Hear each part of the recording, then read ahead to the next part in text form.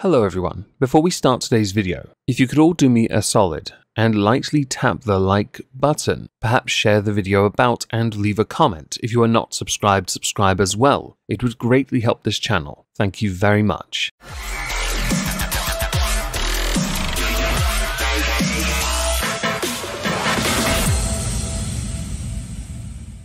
Hello everyone, welcome back to a Megon 2 Electric Boogaloo. Today I want to talk about Count Dankula, because talking about him gets me views. Hi, I like views. But also because he has rather interesting debates back and forths on Twitter, and one more recently that I should have put in last week's This Week at Twitter, but I didn't make last week This Week at Twitter, so therefore it's going in this video instead, seemed worthy of its own video in its own right.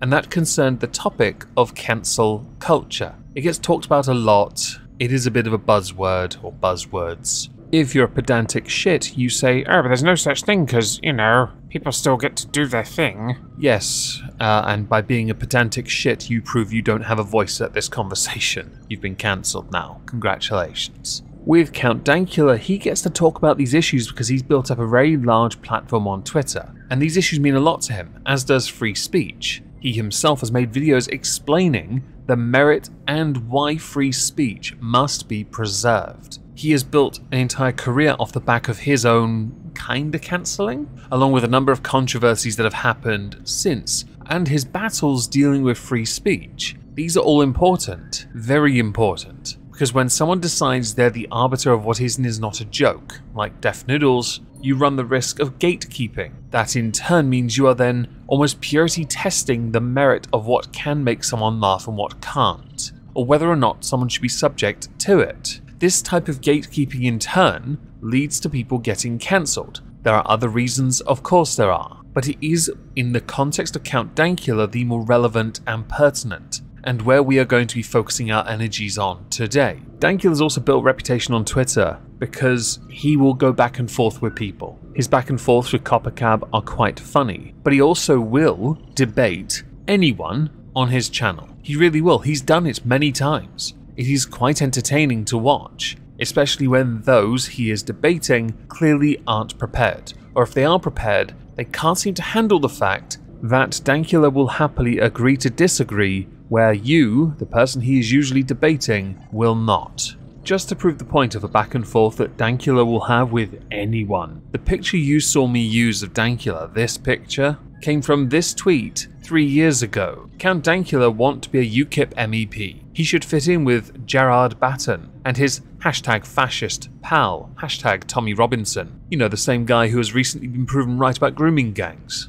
Interesting. No one's talking about that, but Tommy was trending a fair bit on Twitter. Join the day of action against hashtag racist, hashtag far right, hashtag UKIP. And then there's a Facebook event for it with Dankula giving a salute. Underneath, this just in. Stand up to racism leader confirms she is going to stab people. No need to examine the context here at all, guys. Just believe me. Underneath, the replies pretty much on his side, because deplatforming and setting up events to try and hurt people, not a good look for anyone really, is it? The funny thing really is, that happened a lot after this. Events were protested, let's call it that. But that's not where we're going to go today. We don't want to be focusing too much on this. Instead, I want to go to Count Dankula. Cancel culture isn't real, but let me tell you why your cancelling was deserved. Underneath are two images of exchanges with Simon Patterson. Simon Patterson is a freelance MotoGP journalist. Couldn't tell you who he is beyond that, but he has a check mark and a lot of followers. His name, Denk Mit, apparently loosely translates to mean use your mind. Somewhat ironic, but let's get to the images and find out whether that's true or not.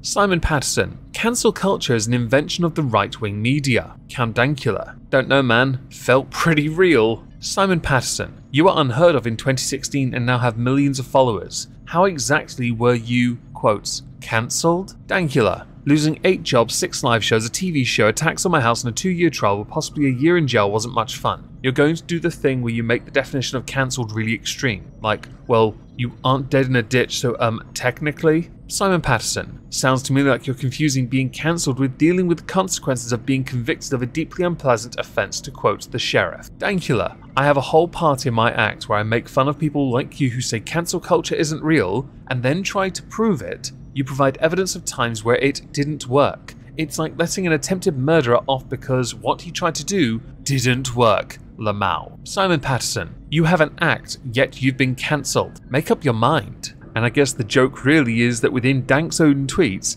he said exactly what you were going to say, and then you said it anyway. There is always this frequent argument about what it means to be cancelled and what a consequence is. In many instances, the consequences are a part of cancel culture. But if you think that the consequence is just a consequence, you're ignoring what cancel culture is supposed to represent. The idea that wrongthink exists, and in turn you must be punished for wrongthink, a form of societal correction. You must think the way we all think, the hive mind that is, while we're all independent, unique, and totally individual, but simultaneously you must think like we do. If you don't, you're done. Dusted. Toasted. Will Kevin Spacey the crap out of you. Oh, and to Simon Patterson, the idea of being convicted for a deeply unpleasant offence, of telling a literal joke. One that is, by now standards, cringe, of course it is. But it was a joke nonetheless. The courts themselves accepted that context didn't matter. It's why in many of my own videos I have to continually state,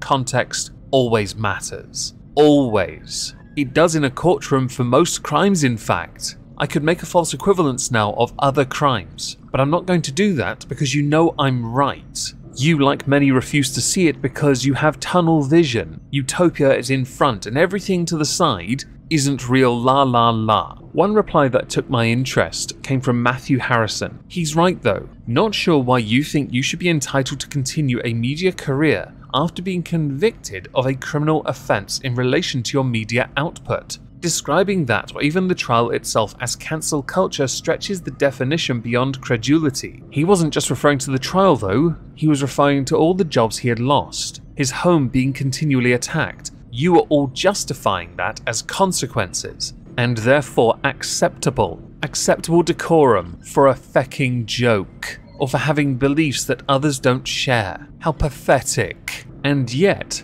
we have seen this happen for years. People losing their jobs because they don't think the same way as their employer. Perhaps their values aren't fully in alignment. And yet up until the moment the employer finds out, the employee is safe. I know fellow creators who have gone through this. It is not uncommon. It is a consequence, but it is a consequence of something else. Something that is well and truly bitch-made. And that is to cancel another. You call it, quote, cancel culture. Though air quote thing, yeah, that. The thing is, it is used unironically from those on the left as well. Those in the centre as well. In fact, anywhere on the political spectrum, somebody holding those beliefs will also say cancel culture and or believe it. To deny it is to deny reality. It is a reality created by actual snowflakes. A term that should have died in 2017, yet has somehow managed a renaissance.